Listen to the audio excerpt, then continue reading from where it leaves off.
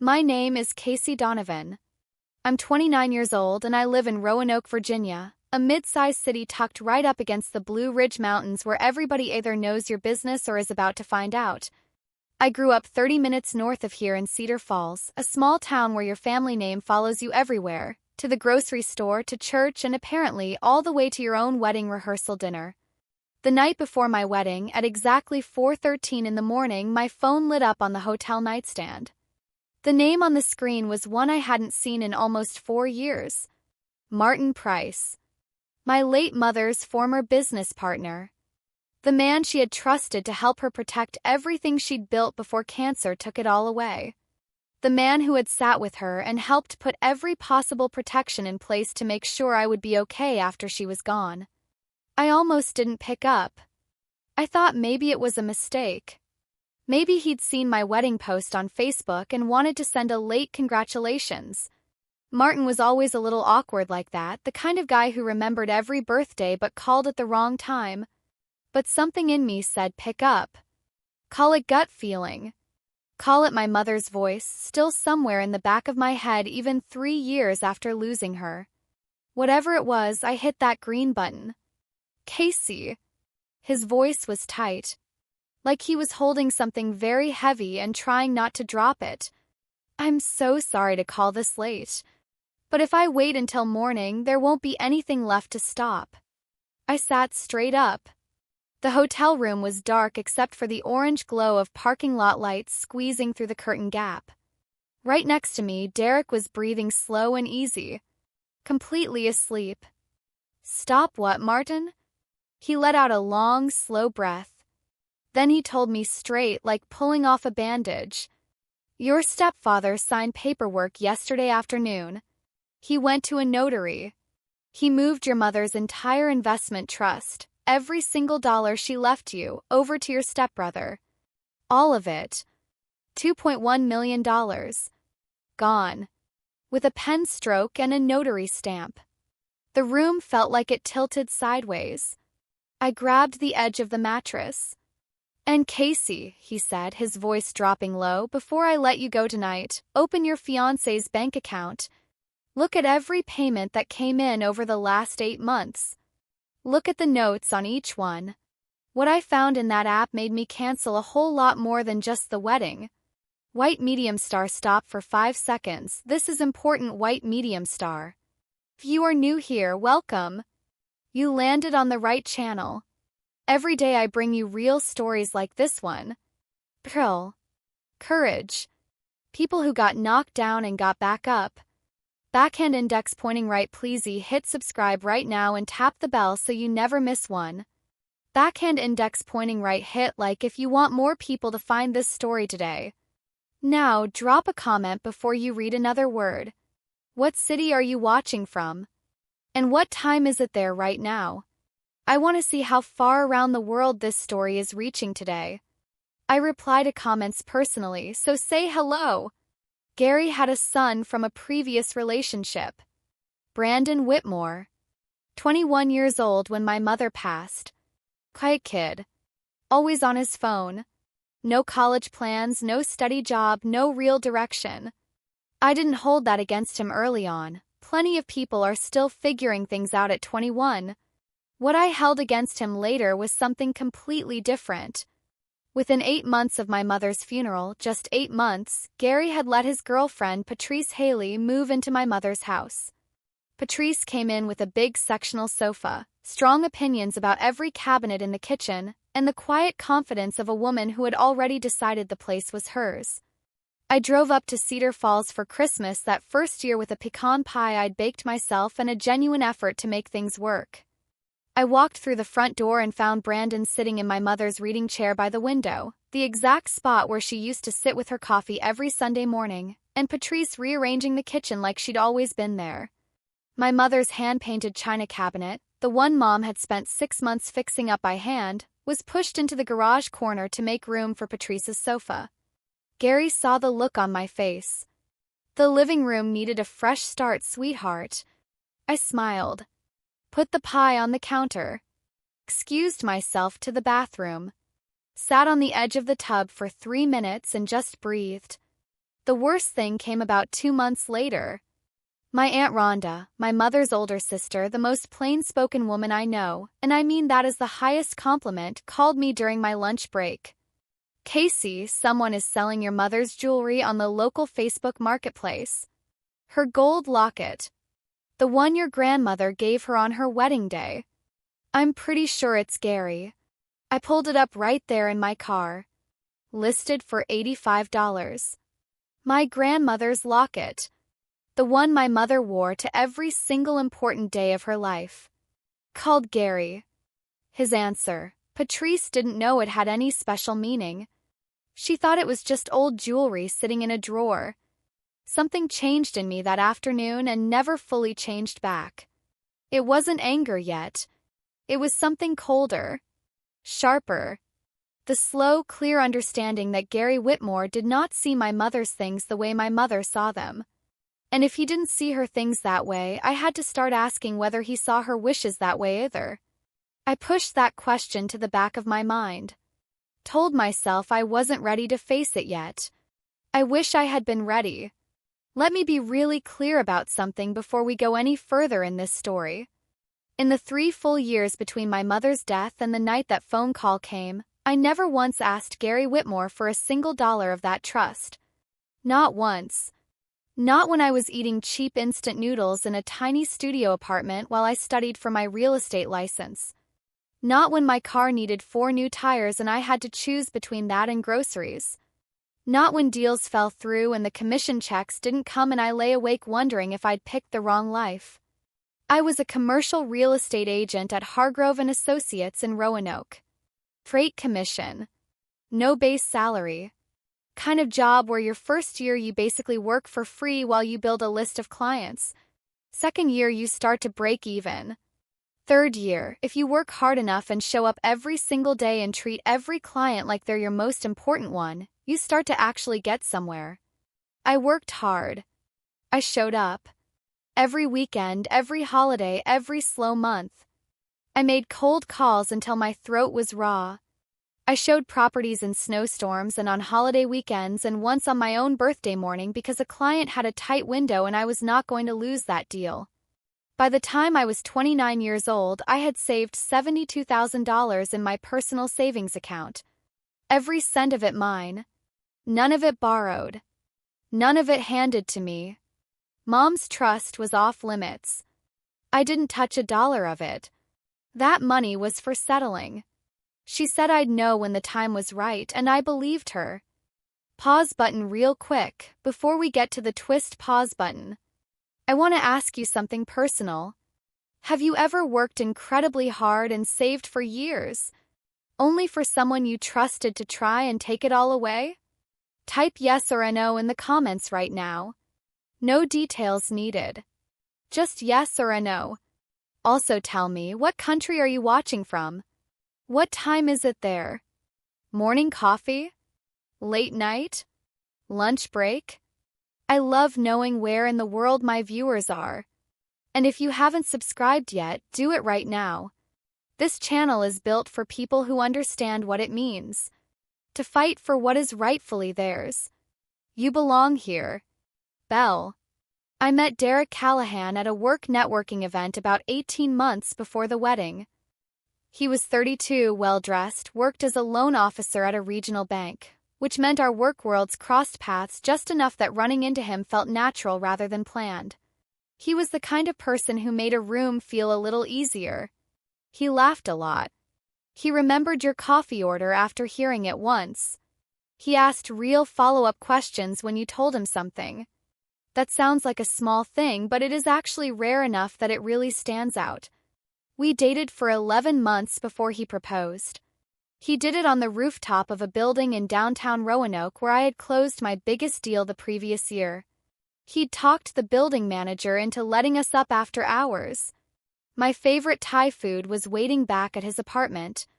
It was genuinely thoughtful and it made me feel truly seen. I told Derek about the trust early on.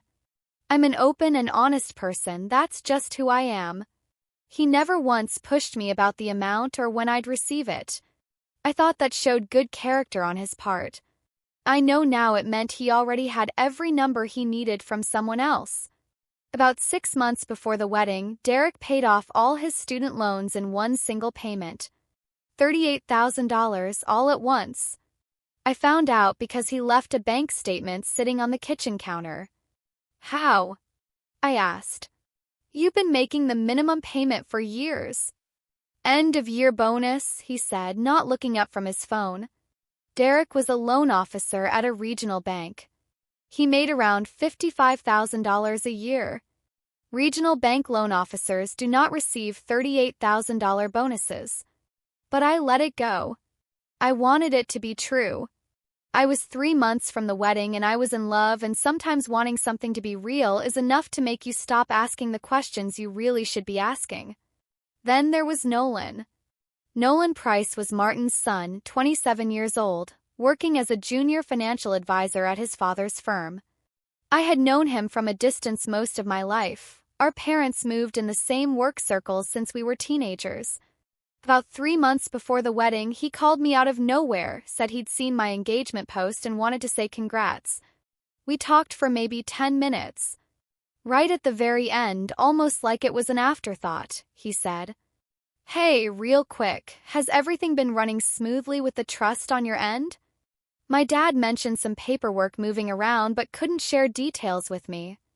Just make sure you're opening everything that comes from the trust's bank.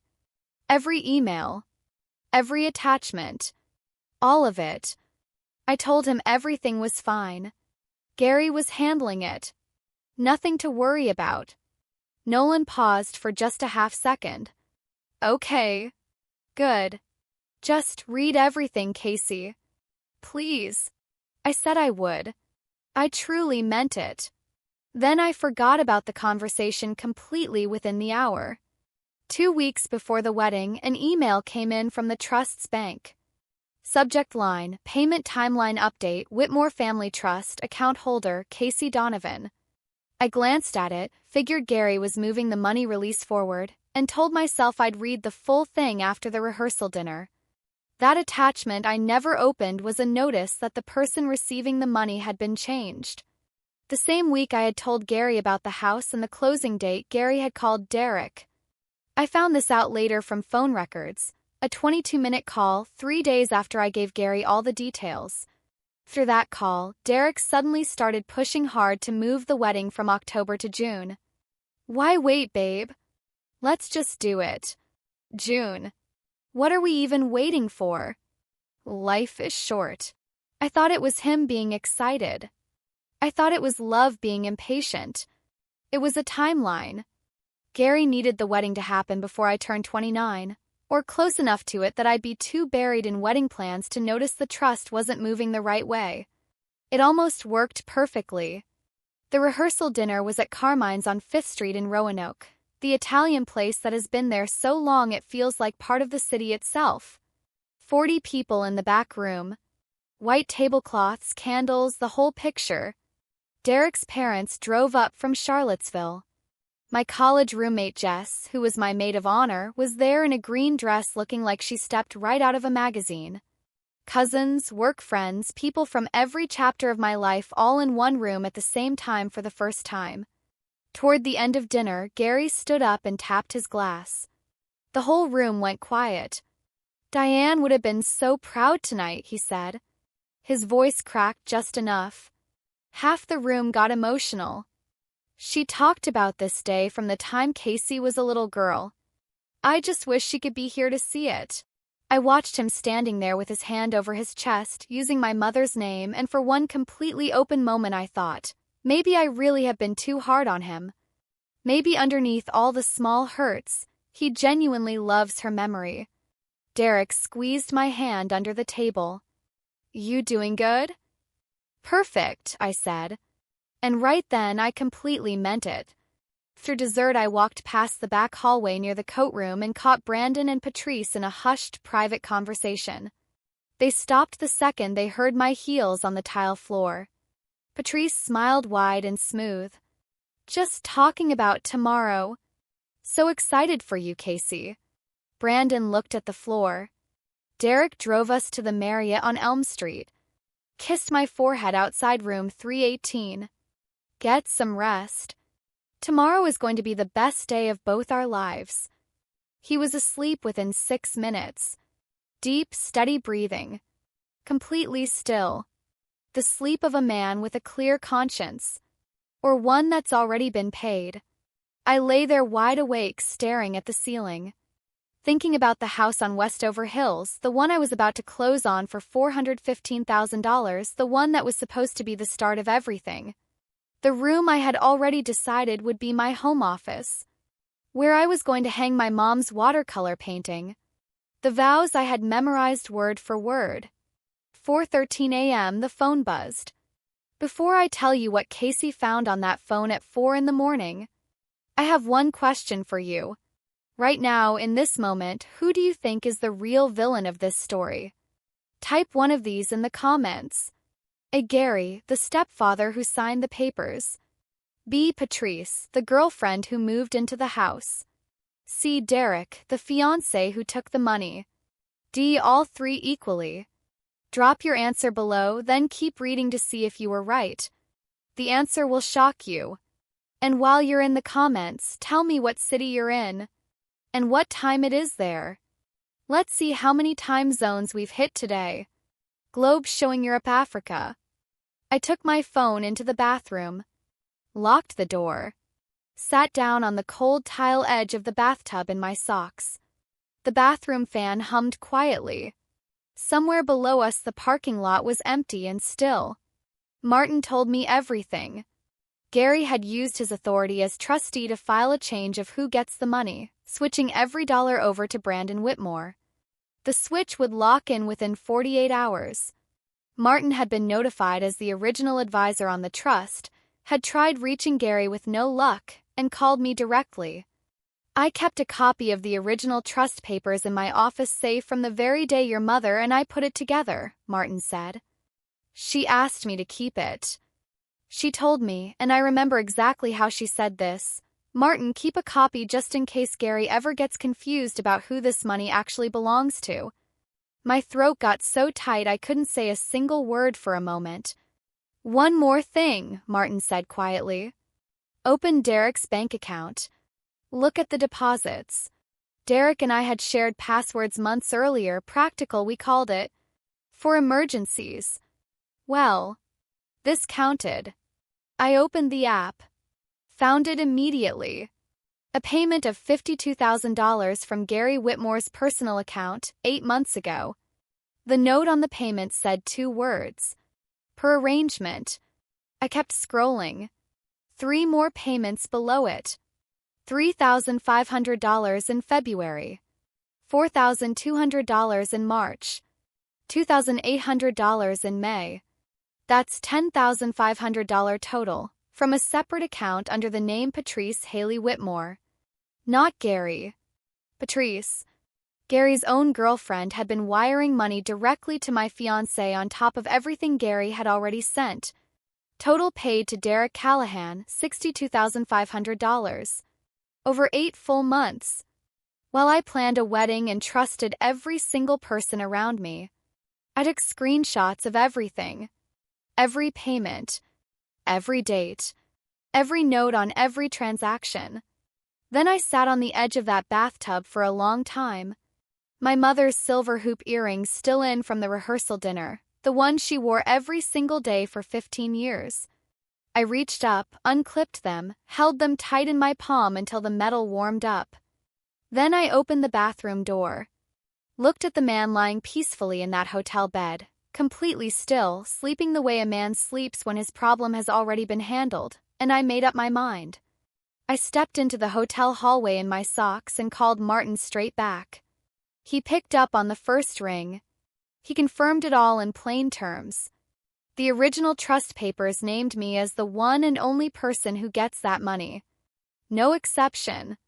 No situation where Gary had any right to move it to anyone else. What Gary did was not a judgment call. It was a direct violation of his duty as trustee. Could be undone, but we had to move fast. Your mother built that trust to protect you, Martin said. Gary used his position to pull that protection down. But here's the thing. He doesn't know I kept the original papers. That is our edge. Then, first thing in the morning, call your Aunt Rhonda. She has papers your mother left with her. I think you're going to find out that the trust is not the only thing Gary has been taking. I hung up. Stood alone in that hotel hallway, bright lights overhead, elevator humming above me, ice machine clanking down the hall, and made 4 phone calls in 20 minutes flat. First, my wedding planner, Teresa. She answered half asleep. I told her to cancel everything. The venue, the flowers, the catering, the musicians. All of it. Casey, the wedding is 9 hours away. I know exactly when it is, Teresa. Cancel it. Second, the pastor's voicemail. Short and clear. No wedding tomorrow. I'm very sorry for the short notice. Third, Jess. My best friend since sophomore year of college. She answered on the second ring because that's just who Jess is. She always picks up. Come get me. Marriott on Elm Street, room 318. I'll explain everything once I'm in your car. Please hurry. I'm already grabbing my keys. I went back inside room 318. Packed my bag quietly in the dark. Left the wedding dress hanging in the closet. Took my mother's earrings. Set the engagement ring on Derek's nightstand right next to his phone, the first thing he'd see the second he woke up. Then I pulled a sheet of hotel paper off the desk and wrote 2 words on it. Left it next to the ring. Per arrangement. I was in the elevator when my hands started shaking. Not from fear. From pure, cold anger.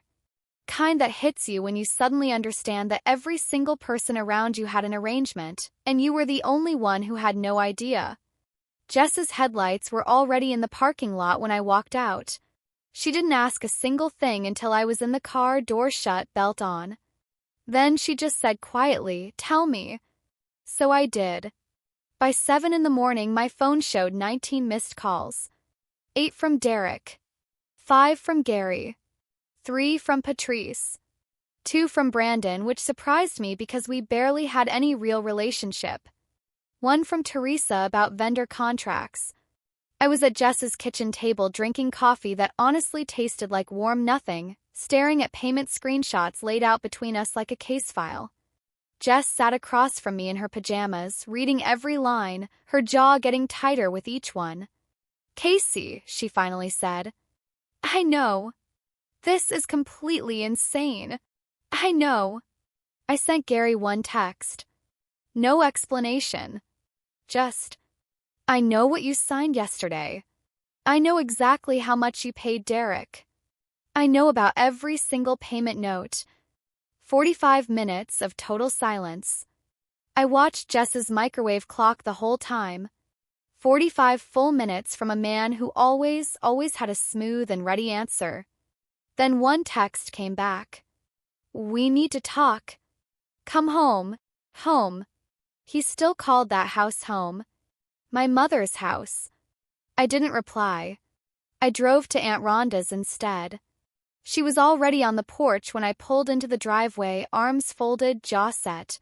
She looked so much like my mother in that moment. Same sharp eyes, same way of standing like she was ready for something but absolutely not going to step back from it, that the breath left my chest completely. "Martin called me a few hours ago this morning," she said before I even got up the steps. "I have been waiting for this moment for 2 years, Casey. Get inside." On her dining room table was a plastic storage bin, taped at the corners with my mother's handwriting on the label Donovan Financial Records. Personal. Rhonda opened it and pulled out 3 folders. What was inside those folders showed 3 full years of Gary Whitmore quietly helping himself to my mother's estate while I was busy trusting him to protect it. Folder 1, a vacation property in the Blue Ridge Mountains near Waynesboro. My mother had bought it in 2019 for $95,000 from her own savings. She'd planned it as a place to slow down once she closed the shop. After she died, Gary moved the deed into his own name only. He never mentioned it to anyone during the estate process. It was not on a single piece of official paperwork.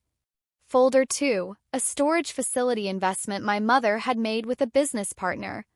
Her share was worth $88,000 when she passed. Gary never reported it to the court. It had just quietly vanished from the record.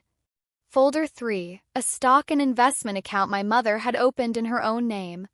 Starting balance, $175,000. After she passed, Gary had the account moved over. It was now in Patrice's name. I sat there looking at all of it, my mother's neat, careful handwriting in the margins of every single document, her small notes on every receipt, every date in her clean print, and something cold and heavy settled inside me like concrete. About $358,000 in hidden assets on top of the $2.1 million trust. Gary hadn't just moved my future to someone else. He had been slowly and quietly emptying my mother's estate for 3 full years. What's the total? I asked, even though I already knew the answer. Rhonda looked at me straight. Enough, she said. More than enough. By noon on what was supposed to be my wedding day, while 40 guests arrived at a venue I had already called to cancel, while my wedding planner turned people away at the door, I was sitting inside a law office in downtown Roanoke. Martin had made one phone call and gotten me a same-day Saturday meeting with Dana Fitch, a lawyer who ran a small but very well-known firm focused on estate and trust cases. Her office smelled like strong coffee and printer paper and the kind of sharp, no-nonsense energy that only comes from 20 years of doing this exact work. Dana was maybe 55, silver hair pulled back, reading glasses on a chain, and she had absolutely zero interest in small talk. She spread every document across the conference table, Martin's copy of the original trust papers, Derek's full bank records, all 3 of Rhonda's folders, and read through everything in complete silence for 15 full minutes. When she finally looked up, she had the expression of someone who has seen a great deal and still finds certain things worth getting angry about. He didn't just move money, Casey. He went against a dead woman's clear, written wishes. And then he paid your own fiancé to run out the clock while he did it. Courts do not look kindly on that. Not even a little bit. She laid it all out for me step by step. The trust switch was a direct violation of Gary's duty as trustee. He had no right to change who receives that money under any circumstances whatsoever. The 3 hidden properties were straight-up fraud, assets he was legally required to report during the estate process that he had chosen to hide instead. Both issues were serious. Both could be won in court. I want to send Gary a formal demand letter first, Dana said. Sometimes the threat of going to court moves things faster than actually going. If he cooperates, you get everything back quickly. If he doesn't, we file Monday morning and every single document on this table becomes public court record. She looked at me over her glasses. One question. Does Gary know your aunt kept those records? No. Dana almost smiled. Good. She had the demand letter ready before I left. Gary had 72 hours to undo the trust switch and work with the court on the hidden properties, or Dana would file against him and every bit of it would become public record in Roanoke County, where Gary lived, worked, and had his name. I walked out into the afternoon sun with 41 unread messages on my phone. I read none of them. I had a plan now, and the plan was solid. Derek found me at Jess's apartment that evening. I still don't know who told him where I was. But at 7 o'clock that night he was standing in the parking lot below the window, still wearing the shirt from the rehearsal dinner, eyes red, looking like a man who had not slept at all. Jess looked over at me. You want me to come down with you? No. I've got this. I went down alone. Derek was at the bottom of the steps, hands at his sides, and started talking before I even got close to him. Casey, please. Let me explain. Gary came to me 8 months ago. He said he needed to adjust the trust timeline before the wedding for tax reasons. He said if I could help move the wedding date up, keep the planning going, keep your attention on the event, he would handle my loans and some other debt I was carrying. I swear I didn't understand what it really meant for you. Per arrangement, I said. He flinched like I had clapped directly in his face. That's the note on your payment, Derek.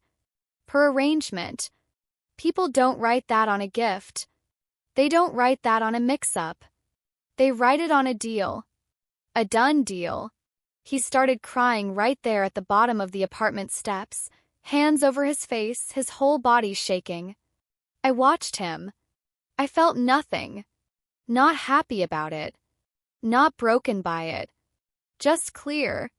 'Cause here is what I know about tears now. Real guilt shows up before you get caught. It wakes you up at 3 a.m. Shows up in the quiet moments when you look at the person you're lying to. What Derek was doing right now was completely different. He was crying because he had been found out. Those are not the same type of tears, and once you've seen both kinds up close, you will never mix them up again. You need to go, I said. He looked up at me. Derek. Leave. He walked slowly back to his car. I watched until his tail lights disappeared around the corner of the parking garage. I never spoke to him again after that night. Gary spent the rest of that week working the phone hard. He called every family member and family friend he could reach. His brother Marcus. Old buddies from his contractor days. My mom's cousins.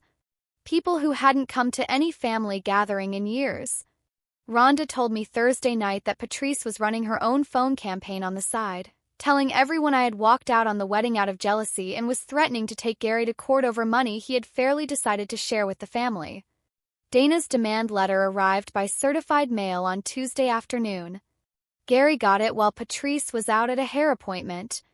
A neighbor of Rhonda's overheard through an open window, "Small Virginia towns really are exactly what you think they are," and reported that Gary called Patrice right away and said, "She has a real lawyer. Estate and trust." Patrice's response, "It's a bluff. She is not going to sue her own stepfather." But Gary wasn't so sure. And when he called me that Tuesday evening, I heard something I had never once heard from him in all the years I'd known him. He sounded genuinely unsure of himself. He suggested a big family meeting that Sunday. Everyone together, talk it out like adults. He called it clearing the air. "Fine," I said. Sunday. He thought he was setting a trap, a room packed with relatives primed on his version of events, all ready to pressure me into backing down. He had absolutely no idea I was coming in with my own version. And proof to go with it. I spent Friday and Saturday with Dana, putting together clean printed copies of every document, the original trust papers, Derek's payment records, all 3 property folders from Rhonda, organized neatly in a navy blue folder labeled and sorted by category. Dana looked at the folder. Once you open that in front of everyone, there is no taking it back. The whole family will know everything. That's exactly the point, I said. Gary stood at my rehearsal dinner and used my mother's name in front of 40 people. He called every relative and told them I'm the greedy one. He wrote the first version of this story. This Sunday I'm reading the real one out loud. Belle, if you've come this far, you are my people, Belle. Seriously. Most people don't make it this far. But you did. That tells me you care about real stories, real justice, and real strength. Do these 3 things right now. It takes less than 10 seconds. White heavy check mark, hit like on this video. White heavy check mark, hit subscribe and tap the bell. White heavy check mark, share this with one person who needs to hear it today. Then drop a comment and tell me. What city are you in right now? Is it morning, afternoon, or night there? And what do you think is about to happen in that room? I read every single comment. Everyone. Now let's go back to that Sunday morning. Sunday morning. Plain navy blouse. My mother's silver earrings. The folder under my arm. I drove to my mother's house on Clearwater Drive in Cedar Falls with steady hands and a heavy, heavy stomach. 27 people were already in that living room when I walked in. Gary standing at my mother's fireplace. Patrice right beside him. Brandon on the couch staring at the floor. Marcus in the corner. And near the back, 2 people I had not expected to see at all. Martin Price and his son Nolan. They had come on their own. Nobody invited them. They came because that's what people with real character do when it matters. Gary gave his speech. Caring stepfather making a hard call. Moving the trust to Brandon because Brandon had nothing while I had a career and a future. I made this decision with love for both my kids. I let 5 full seconds of silence sit in the room. Then I stood up. Put the folder on the coffee table. Pinned it. Gary is done. Now let me show everyone what actually happened. I kept my voice completely level the entire time. I laid out the original trust papers, sole receiver of all funds, Casey Lynn Donovan. No rule anywhere that allowed Gary to change that for any reason. I laid out Derek's bank records, $52,000 sent from Gary's personal account, the note reading per arrangement. Then I placed each of the 3 hidden property folders on the table one at a time and explained each one clearly and simply. One by one. Like turning over cards in front of a room full of people who thought they already knew the whole deck. The room went silent in a way that felt different from just quiet. It went silent the way rooms go when everybody in them is suddenly doing very uncomfortable math. Marcus was the first to speak. Gary, what in the world is this? Patrice jumped up immediately to redirect the room. Rhonda cut her off before she finished her second word. No. Sit down. This is called accountability. When Rhonda speaks like that in a room, you sit down. Martin confirmed from his chair that every single document was real and that the trust had always said exactly what I described. My mom's cousin Margaret quietly reminded Gary that he had stood at Diane's funeral and made a promise in front of every person present. Marcus told the room he had lent Gary $28,000 the previous year for home repairs and was now very interested in finding out where that money had actually ended up. Brandon got up from the couch without a word, walked to the front door, opened it and walked outside. The screen door banged shut behind him. Patrice watched her son leave. And for the very first time in all the years I had known her, through every rearranged kitchen and replaced piece of furniture and practiced smooth smile, Patrice Haley Whitmore had absolutely nothing to say. Gary. I waited until he looked up at me. His eyes were wet. I didn't come here to embarrass you. I came here because you gave me no other choice. 3 things I needed from him. Undo the trust switch within 48 hours. Report all 3 hidden properties to the court and cooperate fully in returning them to my mother's estate. Step down as trustee right away, with Martin taking over effective immediately. If you do those 3 things, there is no court case. No filing. Nothing goes public. If you don't, Dana files Monday morning and every single paper on that table becomes a public court record in the county where you live and run your business and have your name. Gary looked at Marcus, jaw like stone. Looked at Rhonda, not blinking. Looked at the empty spot on the couch where Brandon had been sitting. Looked at Patrice, gripping the arm of my mother's sofa so hard her knuckles were white. Then he looked at me. Really looked at me. For the first time in years, I think he was actually seeing me. One small nod. Something broken inside it. Okay. Gary signed the undo papers on Tuesday afternoon. Dana was there. Martin was there. Gary came alone, no Patrice. Trust switch was officially reversed. Martin stepped in as trustee, exactly the way my mother would have wanted from the very first day if she had known what she was handing to Gary. By Wednesday morning, the bank confirmed everything was back in place. I called Heartland Mortgage, who had been watching the closing deadline with growing worry. The trust payment has been confirmed, the loan officer said, and I could hear the relief in her voice. Closing is back on as planned, Ms. Donovan. The house on Westover Hills.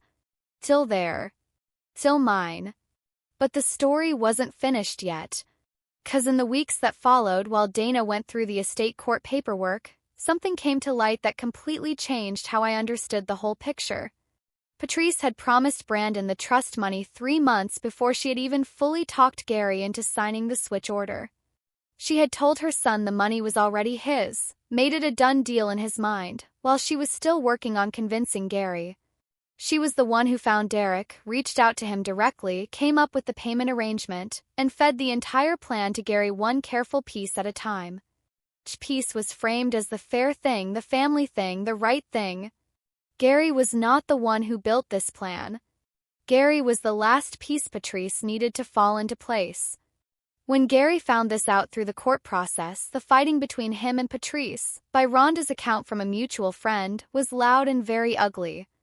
Gary had truly believed he was making a choice as a father.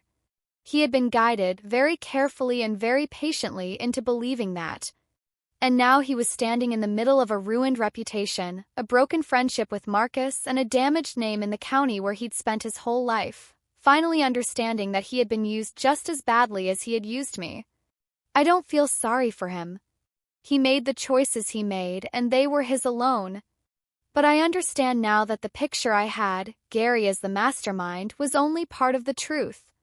The real person who built this plan from start to finish wore soft smiles and said the right things at every right moment, and had been laying groundwork from the very day she first walked into my mother's house. 3 weeks after the family meeting, Aunt Rhonda and I drove out to the Blue Ridge property, the cabin my mother had bought near Waynesboro, the one Gary had put in his own name and apparently never once visited himself. Sat at the end of a gravel road between 2 long ridges of old oak and hickory trees. Small, simple 2 bedrooms. A wide porch wrapping around the front with a rocking chair pointed right at the tree line. The exact kind of place my mother would have loved to sit with her coffee and a book with absolutely nothing asking anything of her. Kind of place she did love. Because she found it herself, paid for it herself, and drove out here on her own time to sit on that porch and imagine what a slower, quieter life might feel like someday. Rhonda had kept the spare key since the year Mom bought it. The lock was stiff from years of no use, but it opened. Inside, dust and stillness and furniture under old drop cloths. Kitchen faucet that dripped. Cobwebs in the upper corners of the ceiling. Gary had clearly not set 1 foot inside this place in years. I found the box in the back bedroom closet on the top shelf, tucked behind a stack of folded quilts that still had a faint smell of cedar in them. A regular shoebox. Plain brown cardboard. My mother's handwriting on the lid. For Casey when she finds this place. I sat down on the edge of the bed and opened it. Inside, photos. Mom and me on the Virginia Beach boardwalk when I was maybe 9, both of us sunburned and laughing at something off to the side. Mom at her shop desk surrounded by flower arrangements, looking up laughing at whoever had the camera. Mom and Rhonda at a Thanksgiving I barely remembered, arms around each other, both smiling so big. The very bottom, under all the photos, a sealed envelope. My name in her handwriting on the front. I opened it. My hands were shaking badly enough that Rhonda reached over and put her hand on my arm to hold me steady. My sweet girl. If you're reading this, it means you found the cabin. Good. I was hoping you would. I bought this place for you, Casey. Not for your dad. Not for Gary. Not for anyone else. Just for you. So you would always have a place that was yours alone, somewhere to come. Back to when everything else felt like too much. Place no one else could ever lay any claim on. I hope you're reading this on a good day. I hope you drove up here on a Sunday morning, just to see what the trees look like when the early light comes through them. But if you're not reading this on a good day, if something went wrong and you came here to figure out what to do next, then hear me say this. I planned for that too. I always planned for that. The money, this cabin, the records I left with Rhonda, none of it is about having a lot. It's about being okay. It's about making sure that no matter what happens, you have solid ground under your feet that belongs to you and only you. You are the most capable person I have ever known in my life. You got that from yourself, not from me. Please trust that. I love you more than any paper I ever signed. Mom.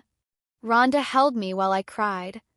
The first time I had let myself cry through any part of this whole thing, the hotel bathroom, the parking lot, the family meeting, all of it. My mother had known.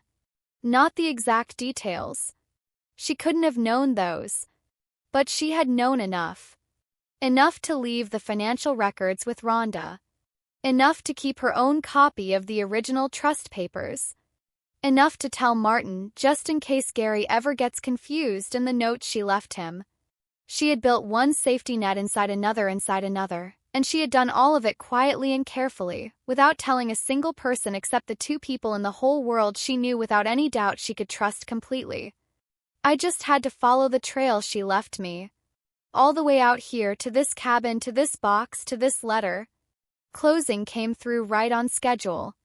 Trust paid the mortgage exactly the way my mother had always meant it to.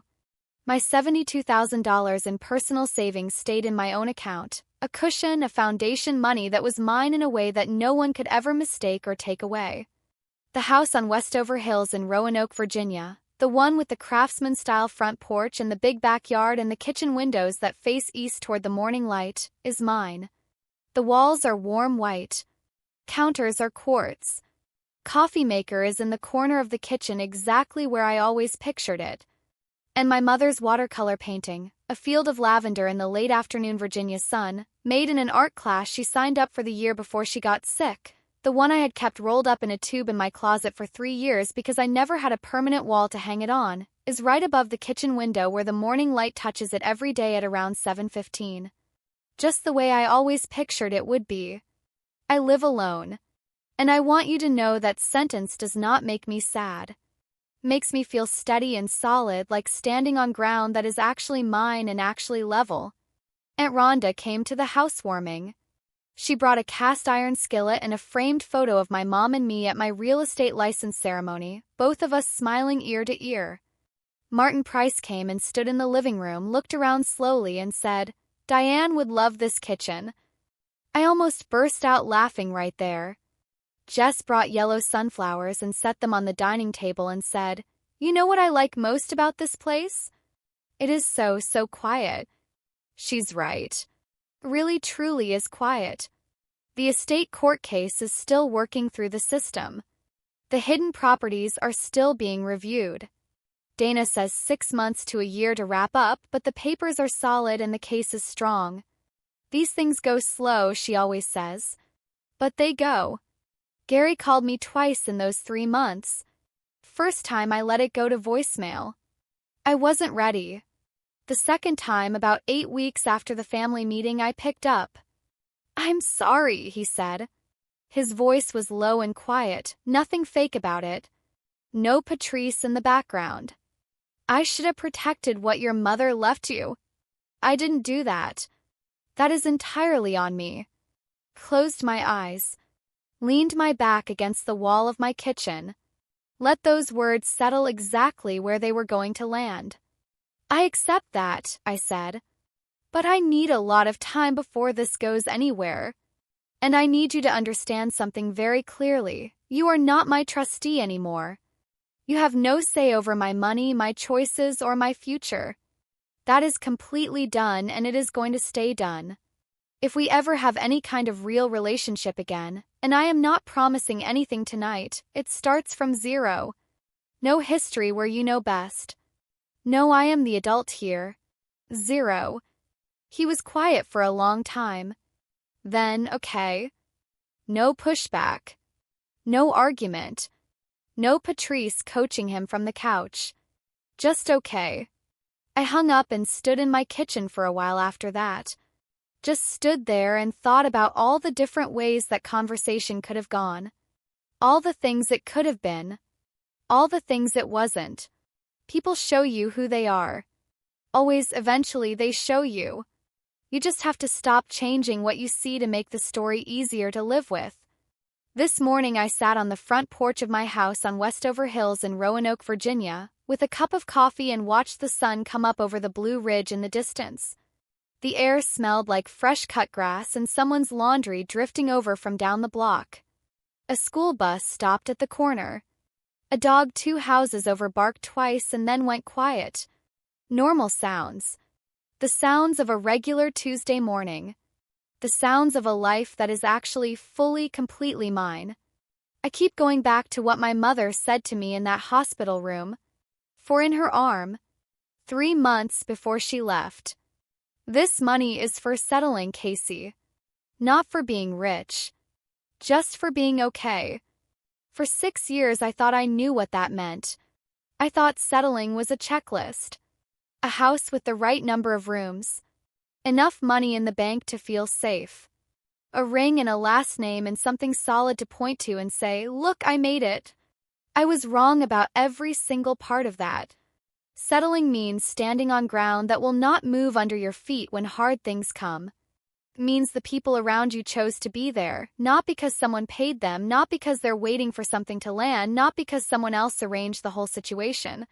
It means the truth is out in the open, even when you have to be the one to put it there, even when the room is full of people who would have been a lot more comfortable with the lie.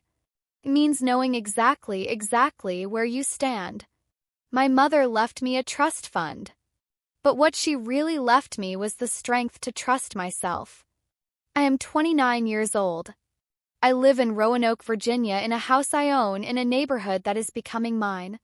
I work in commercial real estate 5 days a week and I take personal days whenever I feel like it, something I genuinely could never say before any of this happened.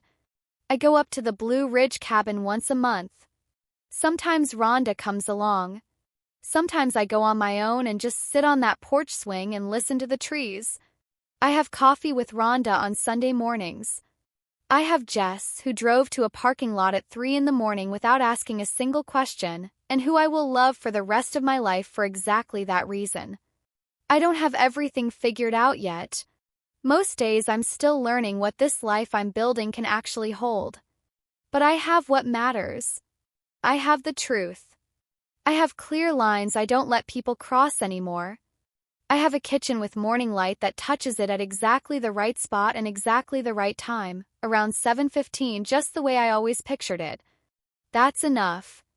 That's more than enough. That's settling. Trophy, you made it to the end. Thank you, Trophy. That means this story meant something to you. And that means you are exactly who this channel was built for. Please do these things right now. It costs nothing and means everything. Thumbs up, hit like, 1 tap. It helps thousands of people find this story. Bell, hit subscribe plus bell, new real stories every single week. Stories about betrayal, survival, justice, and people who refuse to give up. Unbox tray, share it. Send this to one person today who needs to hear it. You never know whose life a story like this could change.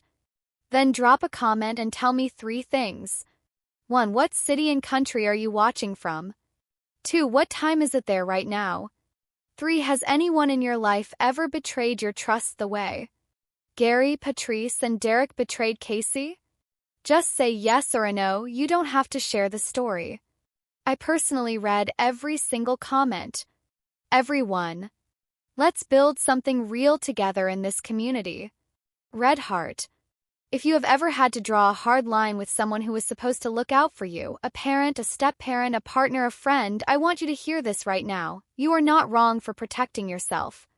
You are not greedy. You are not ungrateful. You are surviving. And surviving when everything around you is designed to wear you down and keep you confused is one of the most brave and honest things a person can do.